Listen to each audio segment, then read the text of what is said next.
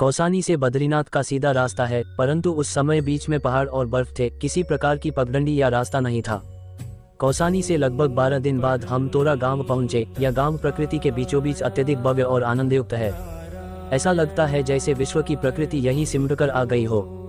गांव के बाहर एक छोटा सा पक्का आश्रम था, जिसे गांव वालों ने बना दिया था। आश्रम तो क्या था, 2 पक्के कमरे और एक झोंपड़ा था। मार्ग में ही गुरुदेव ने बता दिया था कि यहीं पर एक मेरा शिष्य ज्ञानानंद रहता है, जो उच्च कोटि की साधनाएं संपन्न करने के बजाय गुरु साधना में ही लीन है। उसके पास आज जो भी सिद्धियां हैं वह गुरु साधना के द्वारा ही प्राप्त हुई है। गांव के बाहर ही स्वामी जी रुक गए और हमें कहा, आज की रात तुम यहीं विश्राम करो, मैं किसी कार्य से अन्यत्र जा रहा हूँ। कल ज्ञानानंद के आश्रम में ही तुम लोगों से मिलूंगा, परंतु मेरे आने की बात उसे मत बताना। हम सभी जब आश्रम में पहुंचे तो देखा लगभग 50 वर्ष का दुबला पतला एक व्यक्ति झोंपड़ी के बाहर बैठा हुआ है और अपनी फटी हुई धोती सी रहा है। हम सबको देखकर वह उठ खड़ा हुआ और जब हमने अपना परिचय दिया कि हम सब पूज्य गुरुदेव निखिलेश्वरानंद जी के शिष्य हैं, तो उसकी आंखों से अविरल अश्रुधारा प्रवाहित होने लगी। आश्रम में ही एक कुआं था, कुएं से जल निकालकर उसने हमें पिलाया। हमने देखा कि आश्रम में मिट्टी के ही 2-3 गिलास हैं। वह संकोच में पड़ गया, पर हमने दोनों हाथों से अंजुरी बनाकर जल पी लिया। तब तक हम पूरे आश्रम में घूम चुके थे। हमने देखा कि वे दोनों पक्के पत्थर के बने हुए कमरे खाली पड़े हैं। शायद कई महीनों से उसमें कोई गया ही नहीं था। हमने ज्ञानानंद जी को पूछा तो उन्होंने कहा, इस झोंपड़ी से मेरा काम चल जाता है, फिर मैं उन कमरों में जाकर क्या करूँगा। हमने कौतूहलवश झोंपड़ी के अंदर घुसकर देखा तो उसमें कुछ भी नहीं था। पूज्य गुरुदेव का एक चित्र लगा हुआ था और उसके सामने एक पुस्तक पड़ी हुई थी। बहन शर्मिष्ठा ने उनकी दीनता देखकर अपने झोले में से नई गोती निकालकर उनके सामने रखी, क्योंकि उसने आते ही देख लिया था कि वह छोटा सा गमछा पहने हुए बैठे हैं और अपनी धोती को सी रहे हैं। हम सबने यह भी देखा कि धोती पर लगभग 30-40 पैबंद लगे हुए थे।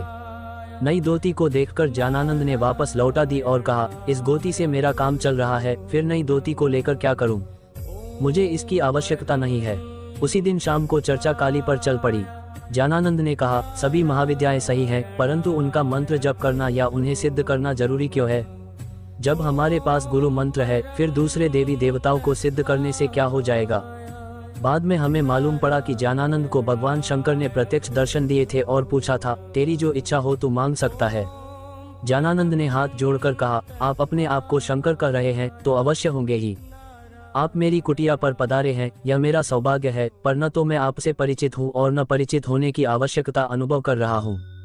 मेरी झोंपड़ी में गुरुदेव का चित्र है और यदि कुछ आवश्यकता होगी तो उनसे ही मांग लूंगा। उसकी गुरु के प्रति इतनी अनन्य भक्ति देखकर भगवान शंकर ने आशीर्वाद दिया था कि मैं अप्रत्यक्ष रूप से यहाँ पर प्रतिक्षण विद्यमान रहूंगा और किसी प्रकार का तुम्हें कोई अभाव नहीं रहेगा। इसका प्रमाण भी हमें हाथों हाथ मिल गया। 15 मिनट पहले ही हमने झोंपड़ी में घुसकर देखा था कि उसमें गुरु चित्र और पुस्तक के अलावा कुछ भी नहीं था, परंतु लगभग 15-20 मिनट बाद ही जब शर्मिष्ठा अंदर गई तो देखा कि ठंडे जल से भरे हुए 2 कलश रखे हुए हैं और एक ही पंक्ति में चांदी के 42 गिलास भी रखे हैं। मैंने गिना तो हम सब गुरुबाई 42 ही थे। यही नहीं, अपितु उत्तम खाद्य पदार्थ तथा व्यंजन झोंपड़ी में न मालूम कहां से आ गए थे। शर्मिष्ठा ने मुझे आवाज दी तो हम 5-6 गुरुबाई झोंपड़ी में घुसे। देखा कि मधुर और स्वादिष्ट हलवा कढ़ाई में रखा हुआ है और उसमें से सुगंध और भाप निकल रही है। इसके साथ ही 7 पूड़ियाँ, 2-3 प्रकार की सब्जियां और अन्य कई प्रकार के व्यंजन रखे हुए थे। मैंने बाहर आकर देखा तो ज्ञानानंद जी उसी प्रकार से अपनी फटी हुई धोती सी रहे थे। उन्हें इसका कुछ पता ही नहीं था कि अंदर क्या घटना घट गई है। मेरे अन्य गुरु भाइयों की मदद से वह सारी खाद्य सामग्री झोंपड़ी के बाहर लाए। झोंपड़ी के एक कोने में थालियां और कटोरियां भी रखी हुई थी। हम सबने छककर भोजन किया। जब हमने ज्ञानानंद जी को भोजन के लिए कहा तो उन्होंने कहा, सुबह मैंने कुछ चबेना चबा लिया था, अब तो आवश्यकता नहीं है। दूसरे दिन जब गुरुदेव पधारे तो ज्ञानानंद के हर्ष का ठिकाना नहीं था। उसने भाव विह्वल शब्दों में बिलखते हुए कहा, जब आप कल ही आ गए थे तो फिर इन 24 घंटों तक मुझे क्यों तरसाए रखा? और उनके सीने से लगकर वह इस प्रकार से हुमक हुमक कर रो रहे थे जैसे कि कोई बालक काफी समय से बिछुड़ी हुई माँ को देखकर रोता है। शाम को गुरुदेव ने ज्ञानानंद से साहस्य कहा, ज्ञानानंद तुम्हें आकाश गमन सिद्धि सिखाते हैं। ज्ञानानंद ने खड़े होकर हाथ जोड़कर उत्तर दिया, जब गुरु मंत्र मेरे पास है तो फिर आप अन्य मंत्र क्यों दे रहे हैं? क्या उस मंत्र या गुरु साधना से भी कोई उच्च साधना इस विश्व में है? गुरुदेव निरुत्तर हो गए।